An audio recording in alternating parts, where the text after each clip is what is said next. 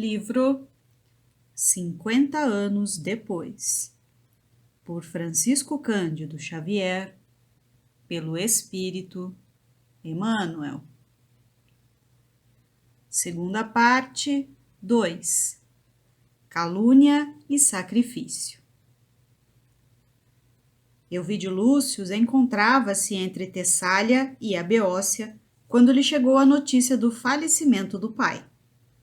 Inútil cogitar de uma visita a Roma, com o fim de confrontar o coração desolado dos seus, não somente porque muitos dias já se haviam escoado, como também devido aos seus labores intensos no cargo a ele confiado pelos caprichos do imperador. Entre os mármores e preciosidades da antiga Fócida, em cujas ruínas era obrigado a utilizar os seus talentos na escolha de material aproveitável às obras de Tibur, sentiu no coração um vácuo imenso. O genitor era para ele um amparo e um símbolo. Aquela morte deixava-lhe na alma uma saudade imorredoura. Os longos meses de separação do ambiente doméstico decorriam pesadamente. Debalde atirava-se ao trabalho para fugir ao desalento que, a miúde, lhe invadia o coração. Embora a comitiva imperial permanecesse em Atenas, junto de Adriano, ele nunca estava livre das convenções sociais e políticas no ambiente de suas atividades diuturnas. Sobretudo, Cláudia Sabina nunca o abandonava na faina do esforço comum, cooperando na sua tarefa com decisão e com êxito, reconquistando-lhe a simpatia e a amizade de outros tempos.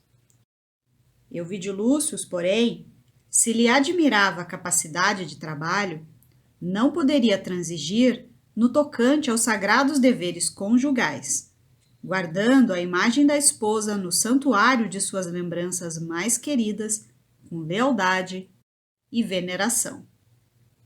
Recebia suas cartas afetuosas e confiantes, com um estímulo indispensável aos seus feitos, e acariciava a esperança de regressar a Roma em breve tempo, como alguém que aguardasse ansioso o dia de paz e liberdade. Desde muito, porém, o generoso patrício trazia o íntimo onusto de preocupações e de sombras. A esposa de Lólio Úrbico, modificando os processos de sedução, apresentava-se agora a seus olhos como amiga devotada e fiel, irmã dos seus ideais e de suas preocupações. No fundo, a antiga plebeia conservava a paixão desvairada de sempre, acompanhada dos mesmos propósitos de vingança para com Alba Lucínia, considerada como usurpadora da sua ventura. O tribuno, entretanto, observando-lhe as dedicações reiteradas e aparentemente sinceras, começou a acreditar no seu desinteresse, verificando a confortadora transformação dos sentimentos da sua profunda capacidade para o artificialismo. Cláudia Sabina, contudo, continuava a querê-lo desvairadamente. O constante adiamento de suas esperanças represava-lhe a paixão com mais violência. No íntimo, experimentava os padecimentos de uma leoa ferida, mas a verdade é que, a cada investida do seu afeto, Euvídio lhe fazia perceber o caráter sagrado das obrigações matrimoniais de ambos, indiferente ao seu olhar ansioso e às suas aspirações inconfessáveis. A mulher de Lólio Úrbico desejava ser amada, assim, com tanta fidelidade e devotamento, mas os sentimentos grosseiros do coração não lhe deixavam perceber as vibrações mais nobres do espírito. Sabia, tão somente, que amava Euvídio Lúcius com todos os impulsos do seu temperamento lascivo. Para realizar os seus propósitos inconfessáveis, não recuaria. Odiava a Alba Lucínia e não trepidaria em lhe impor a vingança mais cruel, desde que conseguisse voltar às delícias do antigo amor, feito de exclusividade e violência. Cláudia percebeu que o tribuno, apegado às concepções do dever, poderia ser vencido tão somente por uma dissimulação a toda a prova, e por isso cercava Euvídio de atenções carinhosas e constantes dedicações. Quando, acidentalmente, se referia à esposa ausente, tinha o cuidado de elogiá-la, esforçando-se por colorir os conceitos com o melhor tom de sinceridade. Desse modo, o filho de Quinéio Lúcius se foi prendendo novamente na teia de encantos daquela mulher, concedendo-lhe uma atenção indevida, sensibilizado nas fibras mais íntimas do coração, embora nunca chegasse a olvidar as suas obrigações mais sagradas. Cláudia Sabina, contudo, afagava novas esperanças. Aos seus olhos, bastaria afastar do caminho a figura incômoda de Alba Lucínia para assegurar a sua bastarda felicidade. Certo dia, a esposa do prefeito, fingindo distração nas palavras como de costume, asseverou a Euvídio em íntima palestra. A última carta de uma das minhas amigas, de Roma, dava-me a conhecer um pormenor curioso da vida de meu marido. Mussônia avisa-me de que Úrbico passa em sua casa quase todo o tempo de que dispõe nos seus labores de Estado. Em minha casa? Perguntou o tribuno, ruborizado, adivinhando a malícia de semelhante informação. Sim, respondeu Cláudia, aparentando a maior indiferença. Sempre notei em meu marido singular predileção por sua família. Lucínia e sua filha sempre foram alvo de suas gentilezas especiais. Aliás, isso não nos pode surpreender. Fábio Cornélio, desde muitos anos, tem sido seu melhor amigo. Sim, isso é incontestável, exclamou Euvídio, algo desapontado com semelhantes alusões ao seu lar. Sabina percebeu que aquele instante era favorável para iniciar o tenebroso plano e, fingindo interesse pela paz doméstica de Euvídio Lúcius, acrescentou sem piedade.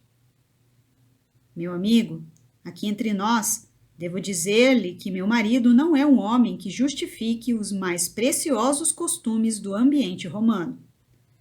Avalie quanto me custa fazer-lhe esta confidência, mas desejo zelar pela paz do seu lar acima de tudo.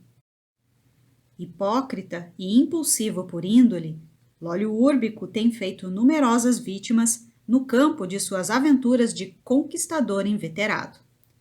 Temo-lhe a frequência à sua casa por sua mulher e por sua filha.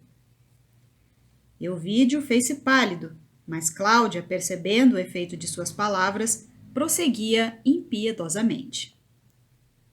Vivemos uma época de surpresas temerosas, na qual as mais sólidas reputações baqueiam imprevistamente.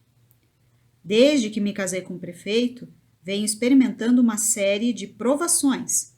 Suas aventuras amorosas têm me acarretado grandes dissabores, dado o clamor das vítimas a me repercutirem no coração. Por Júpiter, murmurou o tribuno fortemente impressionado.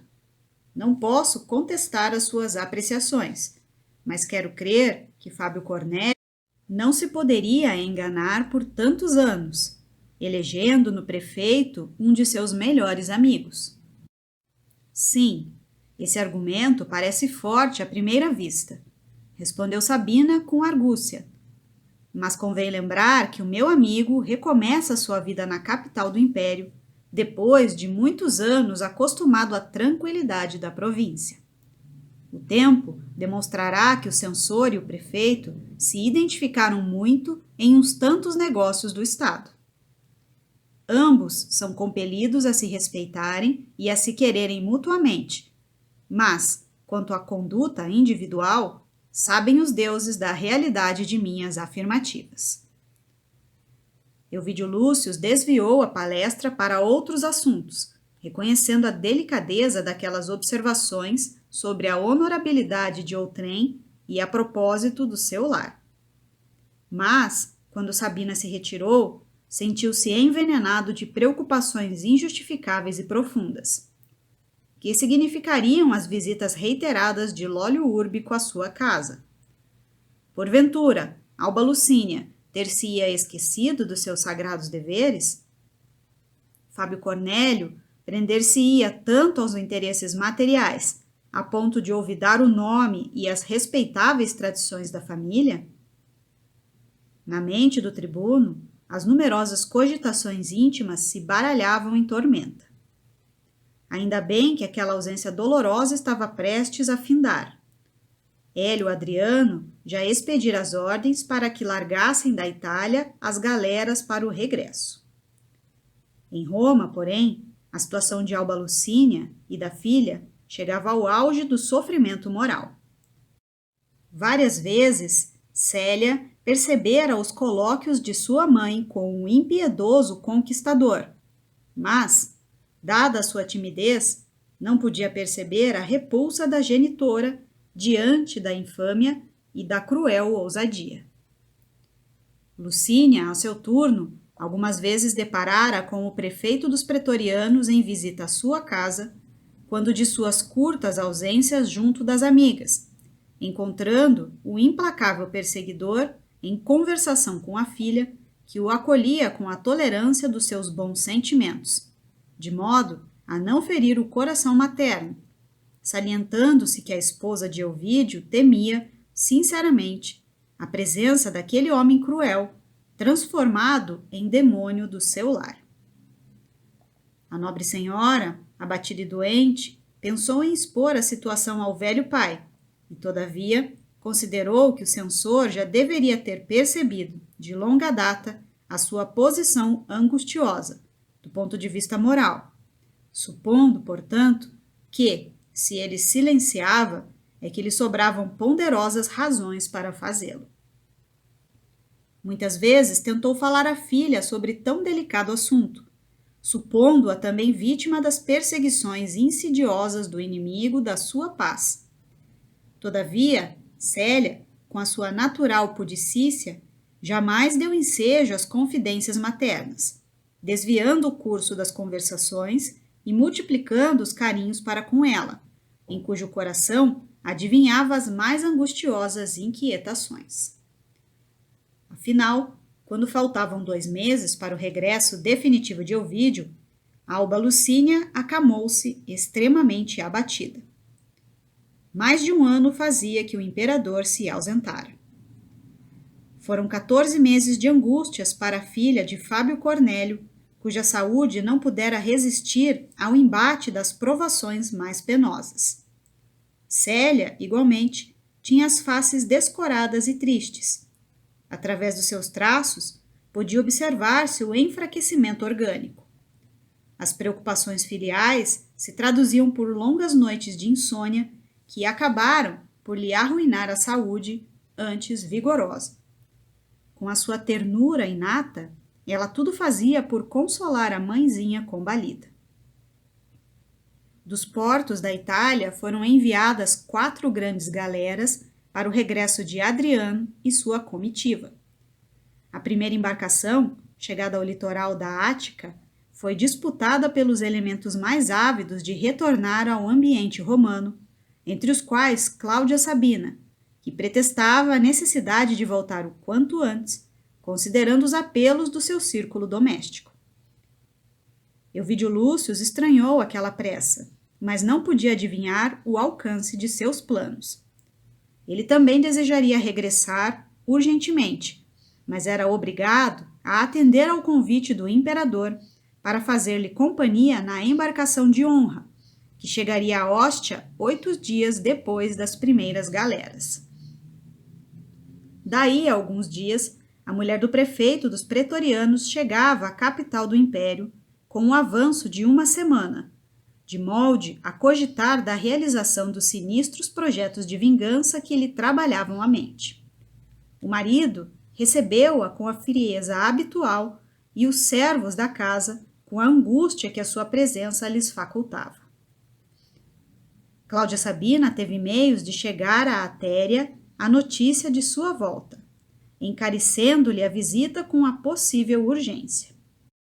Em frente de sua cúmplice, a quem dispensava o máximo de generosidade, a antiga plebeia disse-lhe ansiosamente: Atéria, chegou o momento de jogar a última cartada na minha partida. Realizarei meu projeto sem vacilar nas minhas atitudes. E quanto a ti, receberás agora o prêmio da tua dedicação. Sim, senhora, retrucava a serva com um olhar cúpido, considerando a propina. Como vai a mulher de Ovídio? A patroa vai muito abatida e doente.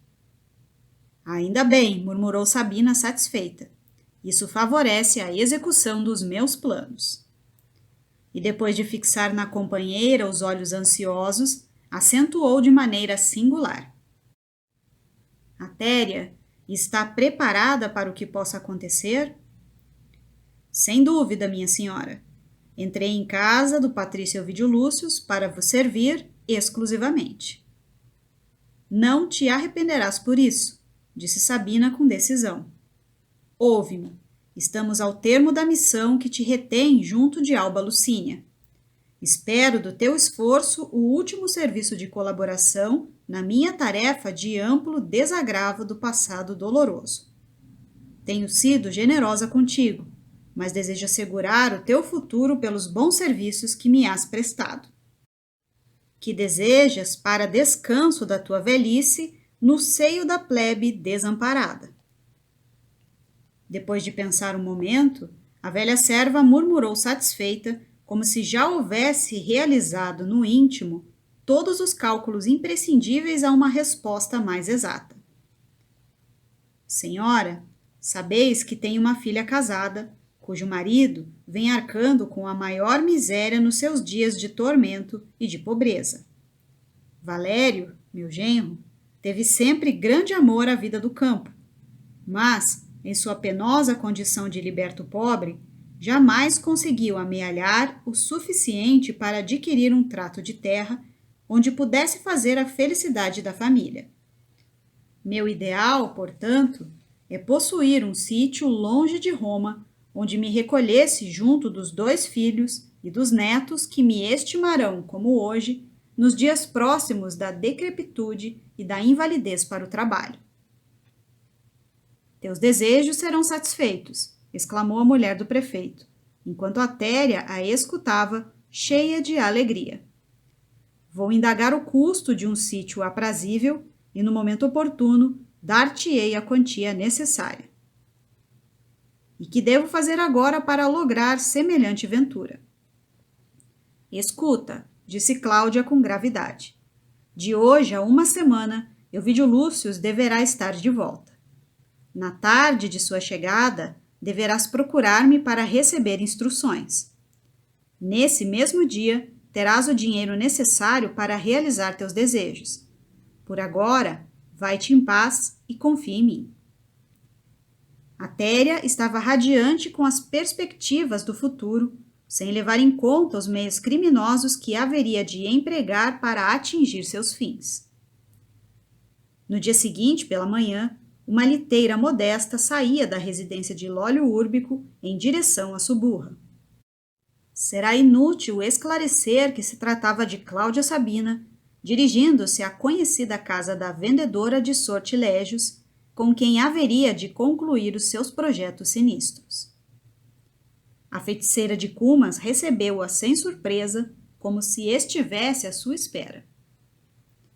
Depois de mergulhar as mãos ávidas no aluvião de sestércios que Cláudia lhe trazia, Plotina concentrou-se diante da trípode que já conhecemos, falando em seguida.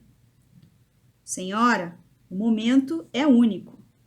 Deveremos cuidar de todos os pormenores quanto ao que vos cumpre fazer, a fim de que não se percam os nossos melhores esforços. Cláudia Sabina pôs-se a meditar num plano minucioso que a feiticeira submetia a seu critério. Plotina falava em voz muito baixa, como se receasse as próprias paredes, tal a ignomínia das sugestões criminosas.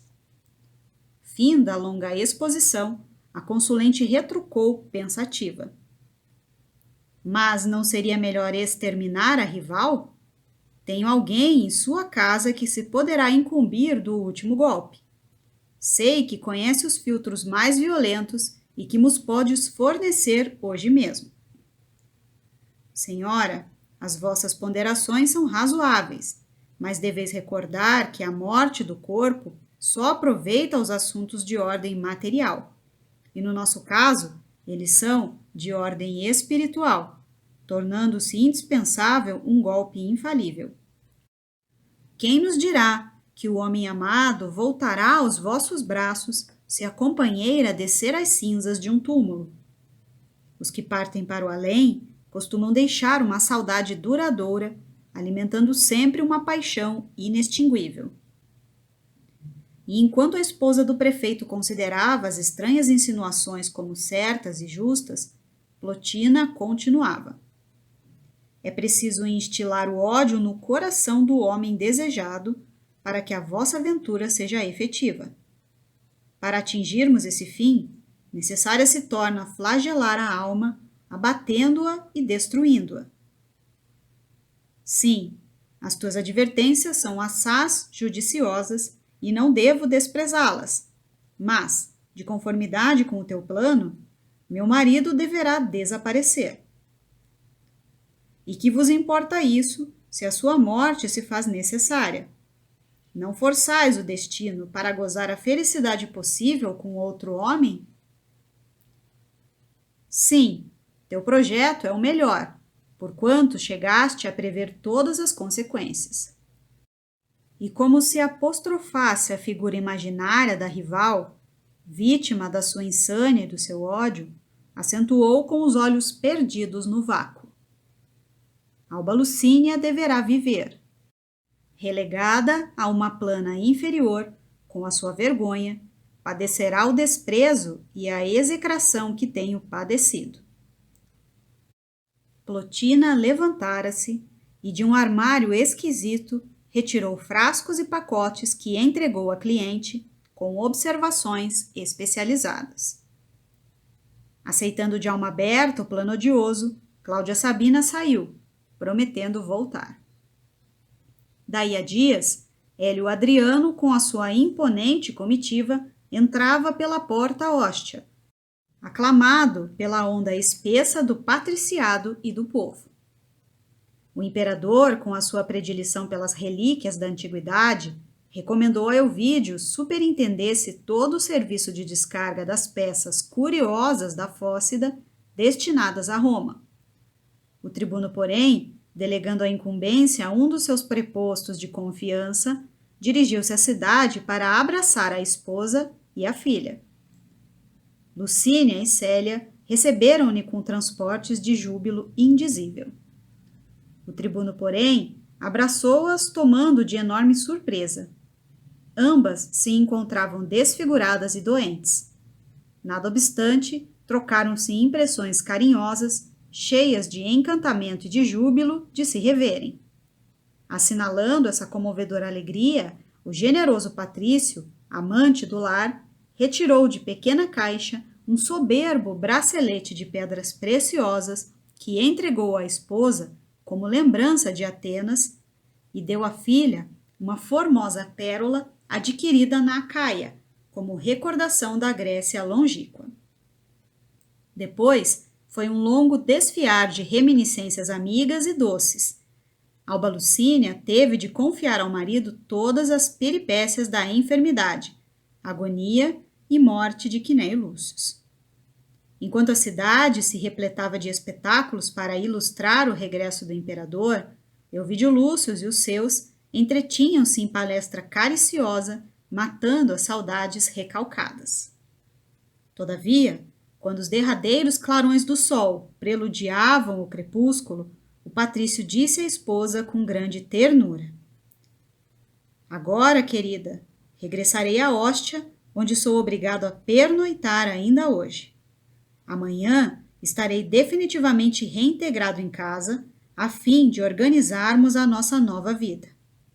Já me avistei com Fábio Cornélio, que acompanhou o imperador ao lado do prefeito, mas somente amanhã poderei estar com Márcia, para ouvi-la acerca de meu pai e dos seus últimos desejos.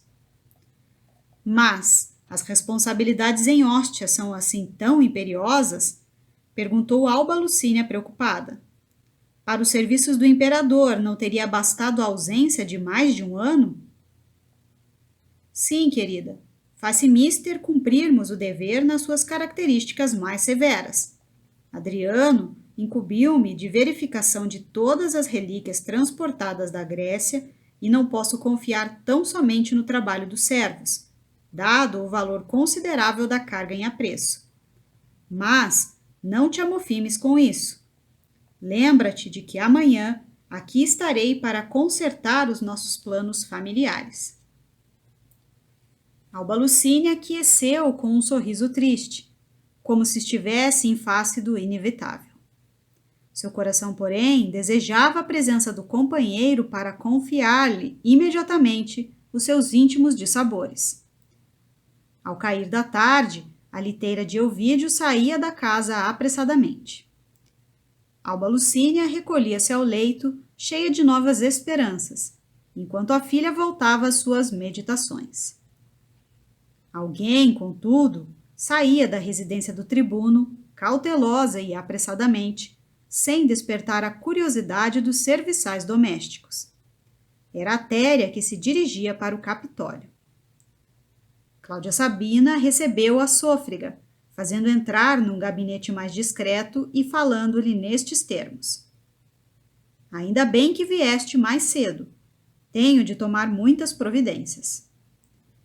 Aguardo as vossas ordens, respondeu a criada na sua fingida humildade. Atéria volveu Sabina com voz quase imperceptível. Estou vivendo horas decisivas para o meu destino. Confio em ti como se confiasse em minha própria mãe. E entregando-lhe pesada bolsa, com o preço da traição acrescentava. Aqui está o prêmio da tua dedicação em favor da minha felicidade. São economias com que poderás adquirir um sítio longe de Roma, conforme desejas. Atéria, cúpida, recebia a pequena fortuna, deixando transparecer estranha alegria nos olhos fulgurantes. A mulher de Lólio Úrbico, todavia, continuava em tom discreto. Em troca da minha generosidade, exijo-te, contudo, segredo tumular. Ouviste? Esta exigência me é muito grata, creia, dizia a cúmplice. Confio na tua palavra. E depois de uma pausa, olhos perdidos no vácuo, como a antever os seus feitos horríveis, acentuou. Conheces a coluna lactária no mercado de legumes? Sim, não fica longe do pórtico de Otávia. Há muitos anos por ali perambulei, a fim de observar as criancinhas abandonadas. Nota de Emmanuel. A coluna lactária no mercado de legumes, ou Forum Olitorium, era o local onde se expunham diariamente os recém-nascidos enjeitados. Neste caso, não me será difícil explicar-te o que pretendo. Começou a falar com a velha serva em voz muito baixa, expondo-lhe os seus projetos, enquanto Atéria a ouvia muito admirada, mas aquecendo a todas as sugestões. Cláudia Sabina parecia alucinada. Olhar abstrato, a expressão fisionômica tinha um quê de sinistro. Como que concentrada no só propósito de efetivar os seus planos, dirigia-se à velha serva maquinalmente. Atéria, disse, entregando-lhe um pequenino frasco. Este filtro dá repouso físico e sono prolongado. Ao ministrá-lo, é preciso que Alba Lucínia descanse tranquilamente. Confiando-lhe outro frasco, afoitamente acrescentava. Leva este também. Terás necessidade de tudo isso. E, enquanto a serva guardava os elementos do crime, acentuava. Que os deuses da minha vingança nos protejam. Até que, enfim, chegou o instante da desforra. Sim, Atéria. Amanhã, Euvídio Lúcio saberá, para todos os efeitos, que a esposa lhe foi infiel, apresentando-lhe o fruto de um crime. A escolha da criança ficará a teu critério. Poderei contar absolutamente contigo? Pela fé no poder de Júpiter, podeis confiar em mim, senhora. Irei à coluna lactária depois da meia-noite e levarei comigo a criança. Os recém-nascidos são ali abandonados diariamente, às dezenas. Assentada a combinação sinistra, a noite já havia desdobrado sob Roma o seu manto de sombras espessas. Todavia, quando Atéria retornava à casa dos amos, Cláudia Sabina privava-se das festas noturnas do imperador, encaminhando-se à porta de Hóstia apressadamente. Encontrando-se lá com o filho de Quinéio Lúcio, solicitou-lhe o favor de uma palavra em particular, no que foi imediatamente atendida. Euvídio falou a perversa criatura com a sua facilidade de dissimulação. Aqui estou para prevenir-te reservadamente de graves acontecimentos, aliás, já por mim previstos quando na Grécia. Mas que acontecimentos? Interrogou Patrício com ansiedade. Deves estar preparado para ouvir-me, pois acredito que o prefeito dos pretorianos, com a bruteza dos seus sentimentos, chegou a macular a honra da tua casa. Impossível, exclamou o tribuno com veemência. Entretanto, deves ouvir a Alba Lucínia imediatamente, verificando até que ponto conseguiu o Lólio Úrbico introduzir-se no teu lar. Eu não posso duvidar da minha mulher sequer um minuto, revidou com sinceridade. Queres ou não ouvir-me até o fim, para conhecer-lhes os pormenores do fato? Perguntou Sabina, encolerizada. Ouvi-la-ei com prazer, desde que o assunto não se refira à minha família e à honra da minha casa. É possível que tua opinião amanhã se modifique. E, despedindo-se bruscamente do homem de suas paixões, que sabia defender as tradições do lar e da família, a antiga plebeia regressava ao Capitólio, mais que nunca interessada no desdobramento dos seus sinistros desígnios.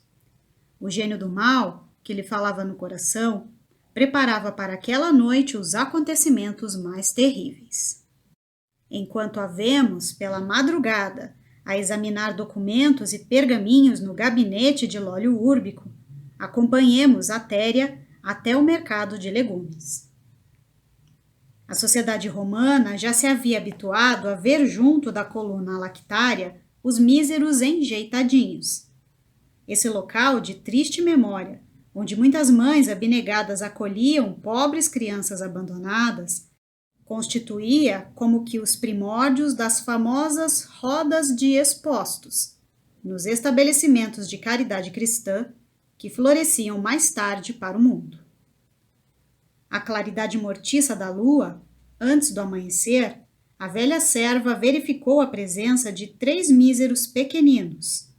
Um deles, porém, chamou-lhe a atenção pelos seus suaves vagidos de recém-nascido. Era uma criancinha de traços delicados e nobres, que a cúmplice de Cláudia pôde examinar minuciosamente à luz de uma tocha. O enjeitadinho, com roupas muito pobres, parecia nascido de poucas horas.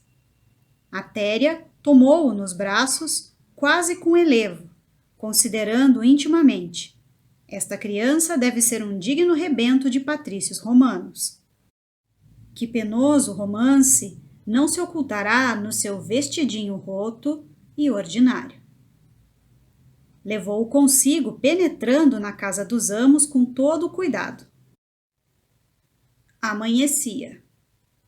À noite, a criminosa adicionara o narcótico aos remédios de sua senhora. Entrou no quarto onde a esposa de Ovídio repousava tranquilamente, depôs a criança ao seu lado, envolvendo-a no ambiente tépido das cobertas. Em seguida, preparou ali toda a encenação necessária, sem que a pobre vítima do filtro que a mergulhara em longo e pesado sono pudesse perceber o que se passava. Todavia, o pequenino começou a chorar fracamente, embora a serva criminosa fizesse o possível para acalmá-lo. No quarto contíguo ao de sua mãe, dado o ruído insólito, Célia despertava. Acordou aturdida e sensibilizada. Acabava de sonhar que se encontrava novamente no cemitério triste da Porta Nomentana, como na memorável noite em que pudera rever o bem-amado de sua alma. Figurou-se-lhe contemplar Ciro ao seu lado, enquanto Nestório mantinha a mesma atitude das suas antigas prédicas, perguntando: quem é minha mãe e quem são os meus irmãos? Tinha o cérebro ainda preso de emoções carinhosas e as mais ternas lembranças no coração de menina e moça. Nesse instante, o ruído insólito chegava-lhe aos ouvidos. Vagidos de criança? O que significaria aquilo? Levantou-se apressada com o pensamento ansioso, mergulhado em dolorosas perspectivas. Notando o movimento de alguém que se aproximava, a Téria fez menção de retirar-se à pressa, mas a jovem já havia transposto a porta, verificando-lhe a presença. Contemplando a criança ao lado de sua mãe adormecida e os sinais evidentes de quanto caracteriza o lugar de um parto, presumiu adivinhar o drama com as amargas suspeitas do seu coração filial. Um turbilhão de pensamentos penosos surpreendeu-lhe o cérebro enfraquecido. Sim, aquela criancinha deveria ter nascido ali, como consequência fatal de uma tragédia inesquecível. A Téria exclamou num gemido, que significa tudo isso. Vossa mãe, esta noite, minha boa menina, respondeu a serva criminosa, sem se perturbar. Deu à luz a um pequenino. É incrível, soluçou a filha de Ovídio com a voz estrangulada. Entretanto, é a verdade, revidou a Téria em voz muito baixa. Não dormi, auxiliando a senhora em seus sofrimentos. E, apontando para a infortunada consorte do tribuno, exclamava quase tranquila. Agora ela dorme e precisa repousar. Célia não podia definir a intensidade dolorosa dos pensamentos que a empolgavam. Nunca acreditara que sua mãe pudesse prevaricar na ausência paterna. Seu coração carinhoso sempre fora, ao seu ver, um modelo de virtudes, um símbolo de honestidade. Certamente, l'óleo úrbico levara a infâmia aos mais pavorosos extremos. Ela bem que lhe ouvira as palavras de conquistador desalmado e cruel. Além de tudo, sua mãe há muito que andava doente. Com certeza, seu coração bondoso e honesto estava cheio de tormentos da compulsão e do arrependimento. Sentia pela mãe um enternecimento infinito. Seu pai regressara na véspera, cheio de novas esperanças. Ela surpreendera lágrimas nos olhos maternos, pranto esse que deveria ser de júbilo intenso e de comovedora alegria. Quanto não haveria sofrido o coração materno naqueles longos meses de expectativas angustiosas.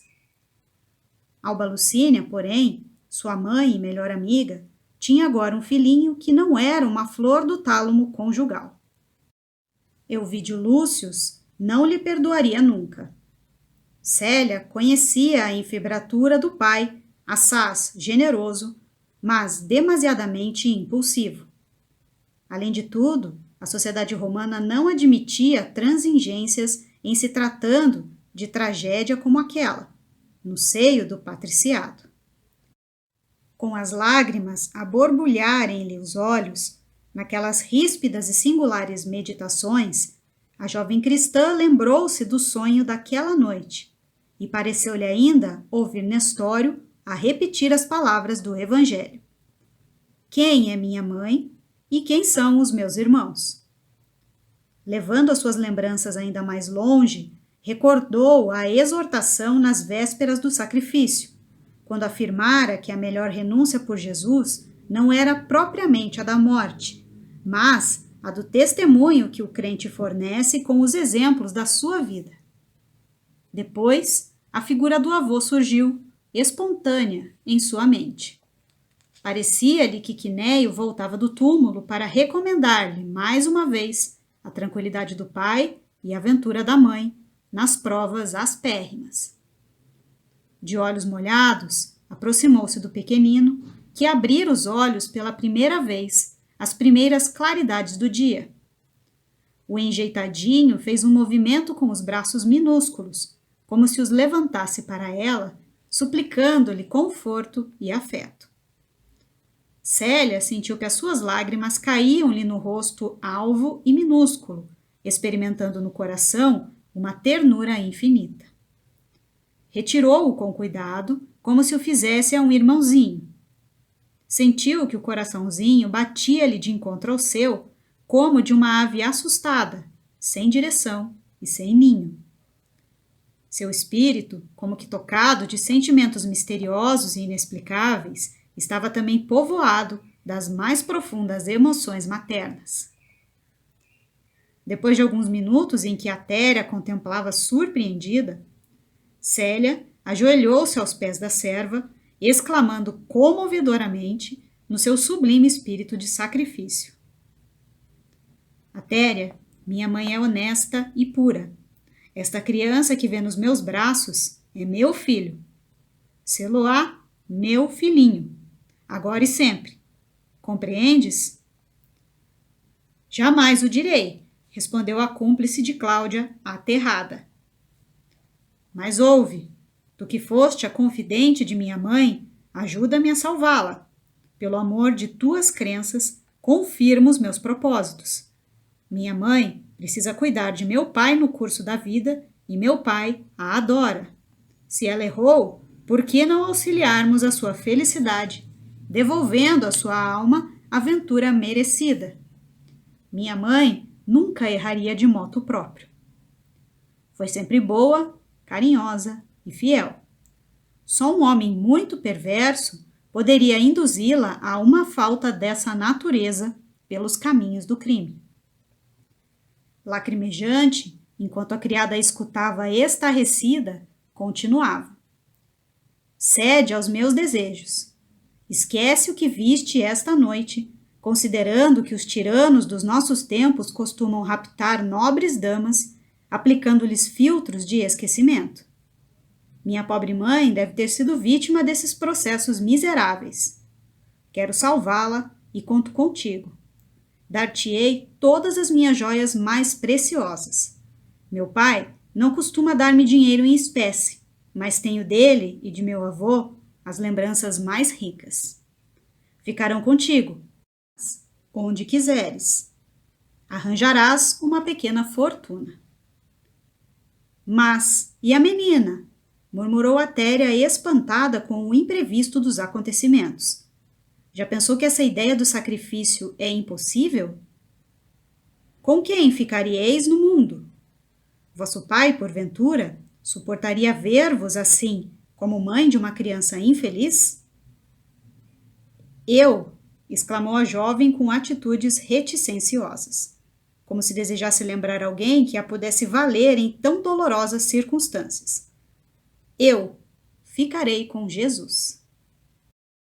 Em seguida, ante o silêncio de Atéria, que lhe obedecia maquinalmente, todo o cenário foi transportado ao seu quarto, enquanto Célia aconchegava o pequenino ao coração, entregando à serva ambiciosa todas as joias mais preciosas e guardando apenas a pérola que Ovídio lhe dera na véspera.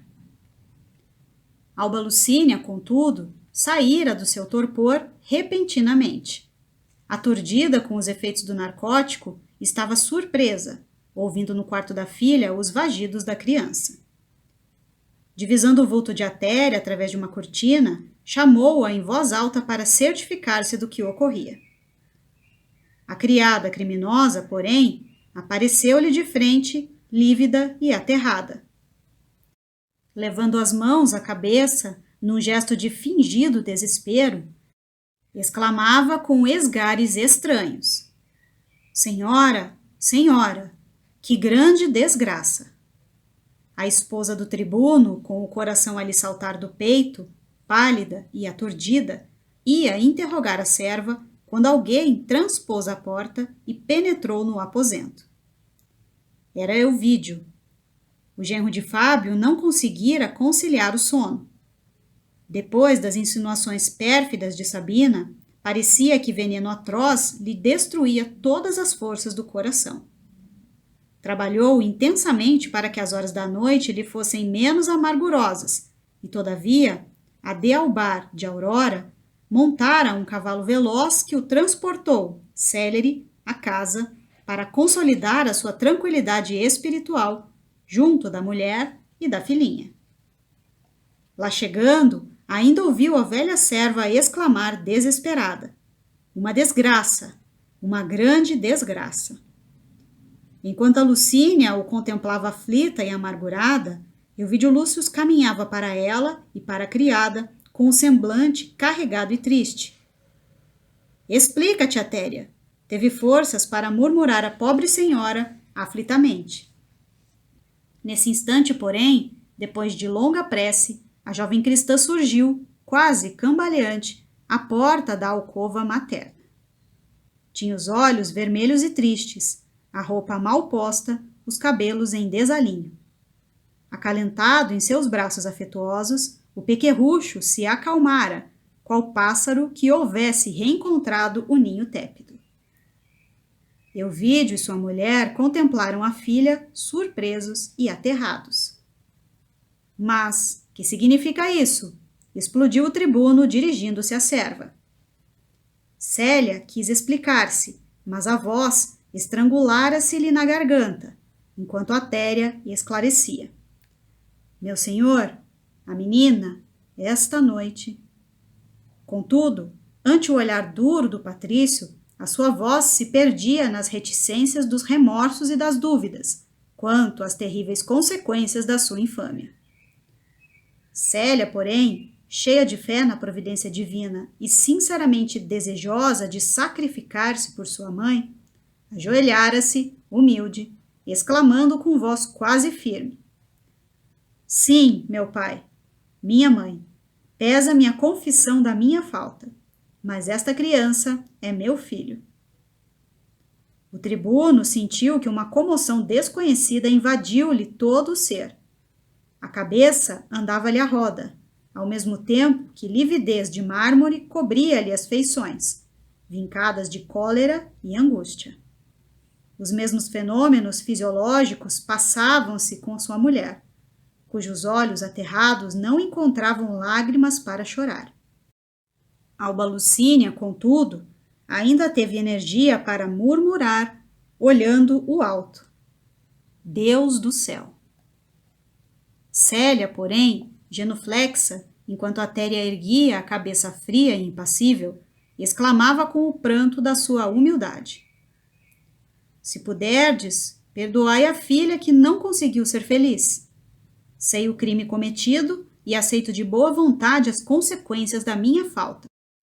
De olhos baixos, com as lágrimas a aljofrarem a face do inocentinho, a jovem continuava dirigindo-se ao pai, que a ouvia estarrecido, como se o pavor daquela hora o houvesse petrificado. Na vossa ausência, andou nesta casa o espírito de um tirano. Recebido como amigo, assediou minha mãe com todos os seus processos de infâmia. Ela, porém, como sabeis, sempre foi fiel e pura. Reconhecendo-lhe a virtude incorruptível, o prefeito dos pretorianos abusou da minha inocência, levando-me ao que vedes. Nunca confessei à mamãe as faltas de minha alma, mas esta noite senti a realidade da minha desventura. No auge dos sofrimentos, busquei o auxílio de Atéria para salvar a vida desse inocentinho. E erguendo os olhos súplices para a criada impassível, a jovem acrescentava: Não é verdade, Atéria? Lucínia e o esposo não queriam acreditar no que viam, mas a serva criminosa confirmava com fingida amargura. É verdade. Sei que as nossas tradições não me perdoam a falta, continuava Célia tristemente, mas toda a minha mágoa vem do fato de haver maculado o lar paterno, aceitando uma afronta e dando margem à desonra. Não posso ser perdoada, mas vede o meu arrependimento e tende compaixão do meu espírito abatido. Expiarei o crime como as circunstâncias exigirem, e se for indispensável a morte para lavar a mácula, saberei morrer com humildade. As lágrimas embargavam-lhe a voz, não obstante sentir-se amparada por braços intangíveis do plano espiritual, no instante penoso do sacrifício. Euvídio Lúcius, saindo do seu pasmo, deu alguns passos em direção à esposa trêmula, perguntando com voz estranha e quase sinistra: Lólio Úrbico, é de fato esse infame? Alba Lucínia, experimentando a queda de todas as suas energias, recordava o seu calvário doméstico em face das investidas do conquistador, cuja perseguição à filha o seu espírito adivinhara. Longe de sentir toda a realidade tenebrosa daquelas cenas que o gênio criminoso de Cláudia Sabina havia idealizado, murmurou francamente: Sim, Euvídio, o prefeito tem sido o verdugo impiedoso da nossa casa. Mas meu coração não quer acreditar no que os meus olhos veem, murmurou o tribuno surdamente. Célia continuava genuflexa, olhos nevoados de lágrimas, amparando o pequenino que chorava. Alba Lucínia contemplava a filha, tomada de amargura e de assombro. Agora presumia compreender as esquivanças da filhinha a todos os passeios, nos derradeiros tempos, para só confungir-se ao insulamento do seu quarto, engolfada em preces e meditações. Atribuía o retraimento de Célia à morte do avô, que lhes deixara a ambas as mais penosas saudades. Entretanto, sua desconfiança de mãe entendia, agora, que o conquistador covarde havia abusado da inexperiência de sua filha. Muitas vezes, receara sair deixando-a só no lar, porquanto a intuição materna há muito lhe advertia que Lólio Úrbico buscaria vingar-se executando as suas terríveis ameaças. Agora, a realidade amarga torturava-lhe o espírito. Lucínia, continuou Euvídio sombriamente, explica-te. Não terias exercido nesta casa a preciosa vigilância materna? É verdade que o prefeito dos pretorianos insultou a tua dignidade? Euvídio soluçou com voz tremente. Tudo o que ocorre é absolutamente estranho e incrível, mas o fato aí está patente, atestando a realidade mais amarga. Desconfiava que a nossa pobre filha fosse também vítima do perverso amigo de meu pai, porquanto, de minha parte, venho sofrendo, desde que partiste, as mais atrozes perseguições traduzidas em contínuas ameaças, dada a minha resistência aos seus inconfessáveis desejos. Ante a esboroar de suas últimas esperanças, com a palavra sincera da esposa que se mostrava amargurada e surpreendida, o orgulhoso Patrício deixou-se dominar completamente pelas realidades aparentes daquela hora trágica. De punhos cerrados, olhos duros e sombrios, a revelarem disposições inflexíveis de vingança, Euvídio Lúcius exclamou com voz terrível, dominada todas as suas expressões fisionômicas por um rito de angústia: Vingar-me-ei do infame sem piedade. E contemplando a filha, que permanecia de joelhos e de olhos baixos, como se evitasse o olhar paterno, acentuou terrivelmente: Quanto a ti, deverás morrer para resgatar o crime hediondo. Iniciando os meus desgostos, como preferir aos escravos, acabaste arruinando o meu nome, levando esta casa a uma situação execrável. Mas saberei lavar a mancha criminosa com as minhas decisões implacáveis. Dito isso, o orgulhoso tribuno arrancou acerado punhal, que reluziu a luminosidade do sol matinal, mas Alba Lucínia, de um salto, prevendo-lhe a resolução inflexível, susteve-lhe o braço, exclamando angustiada: Euvídio, pelos deuses e por quem és? Não basta a dor imensa da nossa vergonha e da nossa desventura? Queres agravar nossos padecimentos com a morte e com o crime? Não, isso não. Acima de tudo, Célia é nossa filha. Nesse instante, o tribuno lembrou-se repentinamente das rogativas amoráveis do genitor, na mais profunda recordação, como a pedir-lhe calma, resignação e clemência. Pareceu-lhe que Cneio Lúcio regressava das sombras do sepulcro para lhe suplicar pela neta idolatrada, cooperando nas exortações da esposa. Então, sentindo o coração saturado de um sofrimento moral indefinível, acentuou com voz cavernosa: os deuses não permitirão seja eu um miserável filicida, mas esmagarei o traidor como se esmaga uma víbora. E voltando-se de repente para a filha humilhada, sentenciou com energia: poupo-te a vida, mas, doravante, estás definitivamente morta para a nossa desdita imensurável, porque tua indignidade não te permite viver mais um minuto sob o teto paterno. És maldita para sempre.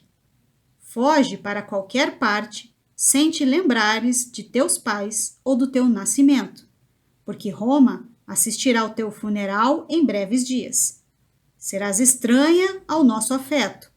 Não nos recordes nunca, nem busques o passado, pois eu poderia exterminar-te nos meus impulsos. Célia continuava na sua atitude humilde, de joelhos, mas aos seus ouvidos ressoavam as palavras decisivas do pai orgulhoso e ofendido no seu amor próprio. Vai-te, foge, maldita. Ergueu-se ela, então, cambaleante, endereçando à mãe um derradeiro olhar, no qual parecia concentrar toda a sua crença e toda a sua esperança. Alba Lucínia retribuiu-lhe o gesto afetuoso, fixando-a com sua ternura dolorosa. Pareceu-lhe descobrir, na limpidez daquele olhar, toda a inocência da alma piedosa e cristã da desventurada filha. Todavia, o seu coração maternal agradecia intimamente aos deuses o lhe haverem poupado a vida. Compreendendo a inflexibilidade da ordem paterna, Célia deu alguns passos vacilantes e, saindo por uma porta lateral, encontrou-se em plena rua, sem direção nem destino, enquanto atrás dela se fechavam as portas do lar paterno para sempre. Depois de exprobar a conduta da esposa, culpando-a pela indiferença e falta de vigilância, e após prometer recompensar o silêncio de Atéria, ameaçando-a também com o cárcere, caso viesse a verificar-se o contrário, mandou um servo dos mais prestimosos à residência dos sogros, chamando-os à sua casa com a maior urgência. Dentro de 1 hora, Fábio Cornélio e sua mulher encontravam-se junto do casal, inteirando-se de todo o acontecido. Enquanto o coração de Júlia Spinter se sentia tocado das mais dolorosas emoções, o velho e orgulhoso censor exclamava convictamente: sim, Elvídio, vamos procurar o traidor quanto antes, a fim de o exterminar, sejam quais forem as consequências. Mas devias ter aniquilado a filha, pois o sangue deve compensar os prejuízos da vergonha, segundo os códigos de honra. Mas, enfim, ela estará moralmente morta para sempre. Depois de eliminarmos o óleo úrbico, faremos que as cinzas de Célia venham de Capua para serem recolhidas em Roma, ao jazigo da família. Ao passo que as duas senhoras, mãe e filha, ficavam no aposento, sucumbidas, consolando-se reciprocamente e rogando a proteção dos deuses para a tragédia inesperada e dolorosa. Fábio e Ovídio dirigiam-se apressadamente para o Capitólio a fim de exterminarem o inimigo, como se o fizessem a uma serpente imunda e venenosa. Todavia, uma surpresa tão grande quanto a primeira os esperava. No palácio do prefeito dos pretorianos, o movimento era desusado e estranho.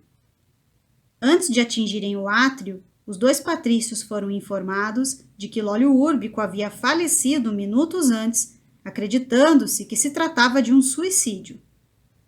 A morte do marido constava no programa sinistro de Cláudia, agora dona de opulento patrimônio financeiro, porquanto, desse modo, não ficaria voz alguma que pudesse elucidar Elvídio Lúcius quanto à infâmia que a antiga plebeia acreditava haver atirado ao nome de sua esposa. Além disso, alta madrugada, Sabina tomara um de seus pergaminhos em branco, assinados pelo prefeito, e escreveu, com perfeita imitação caligráfica, um bilhete lacônico, no qual se confessava enfarado da vida e rogava a Flávio Cornélio, amigo de todos os tempos, perdoasse o dano moral que lhe causara.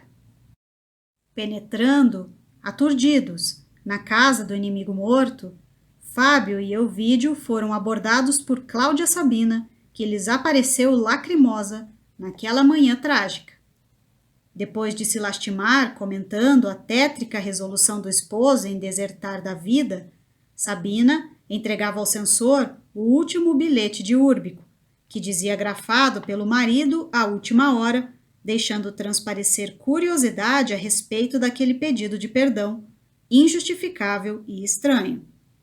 Desejava, assim, conhecer os primeiros resultados do trabalho tenebroso de Atéria, esperando ansiosamente dos lábios de Elvídio ou de alguma alusão de Fábio as informações indiretas que o seu espírito vingativo ansiosamente aguardava.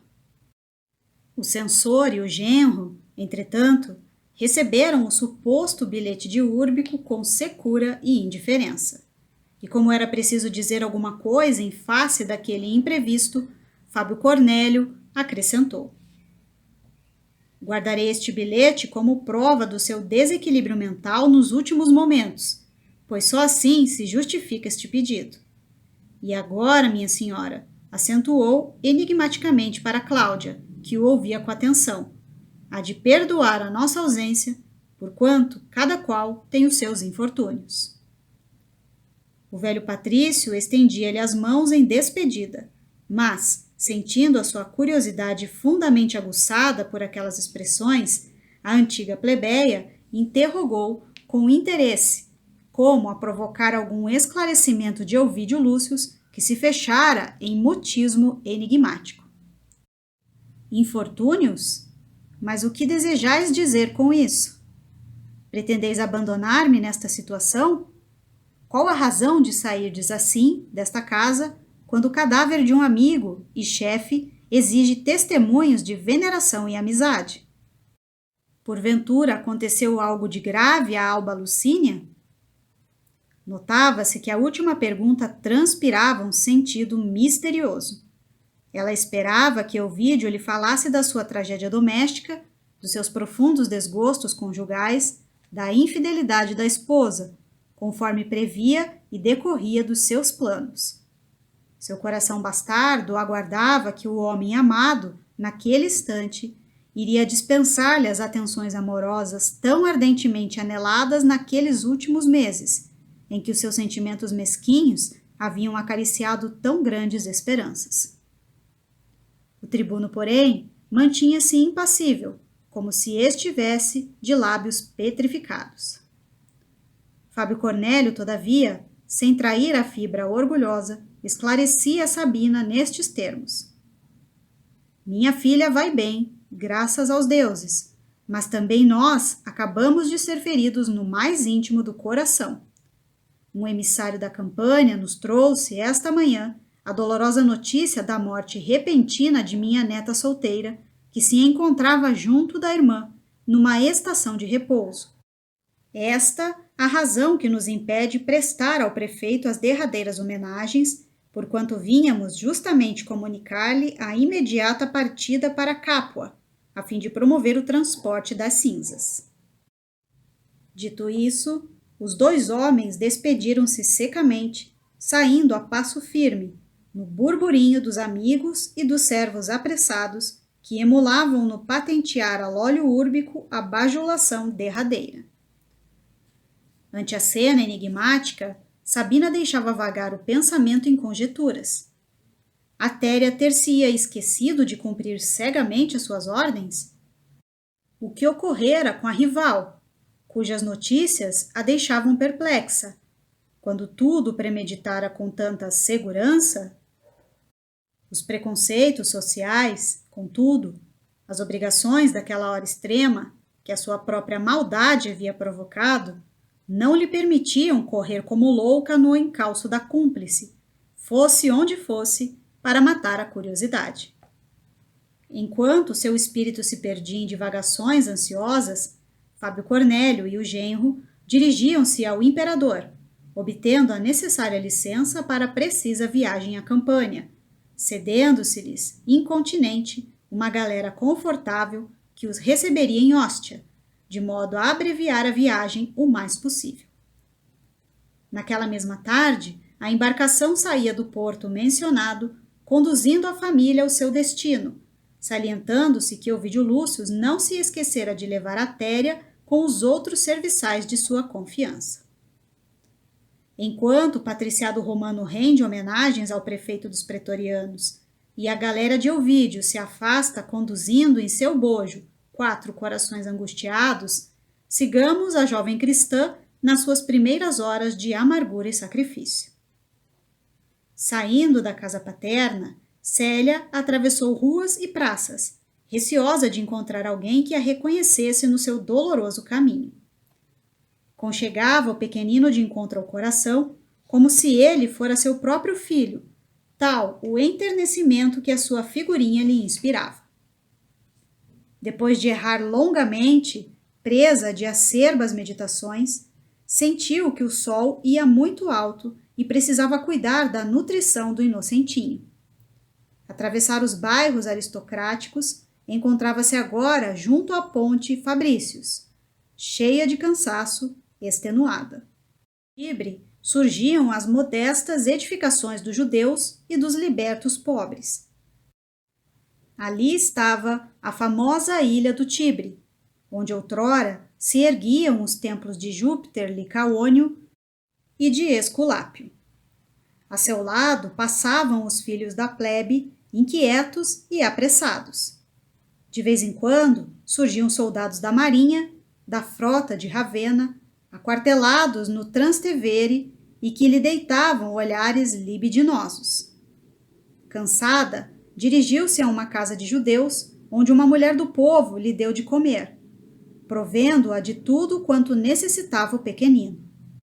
Mais confortada, levando uma pequena provisão de leite de jumenta, a filha de Ovídio continuou a dolorosa peregrinação pelas vias públicas, como se aguardasse uma inspiração feliz para o seu penoso destino. À tarde, porém, voltou ao mesmo ponto, nas proximidades do qual fora socorrida pelos mais humildes. Triste e só, descansou num dos ângulos da ponte Fabrícios, ora contemplando os transeuntes mal vestidos, ora fixando as águas do Tibre, com o coração envolto em dolorosas cismas. Aos poucos, o sol se escondia lentamente, dourando ao longe as derradeiras nuvens do horizonte.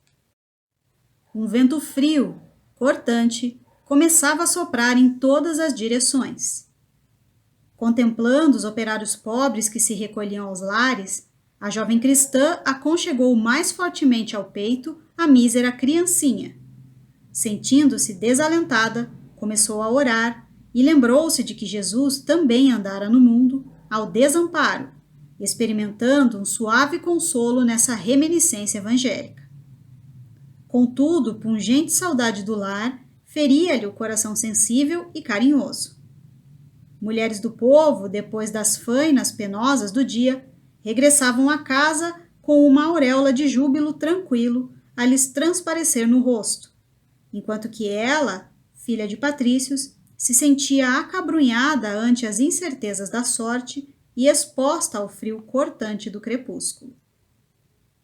Estreitando sempre o pequenino como se quisesse furtá-lo ao ar glacial da tarde, malgrado a sua fé e resignação, não pôde conter o pranto, refletindo amargamente no seu penoso destino.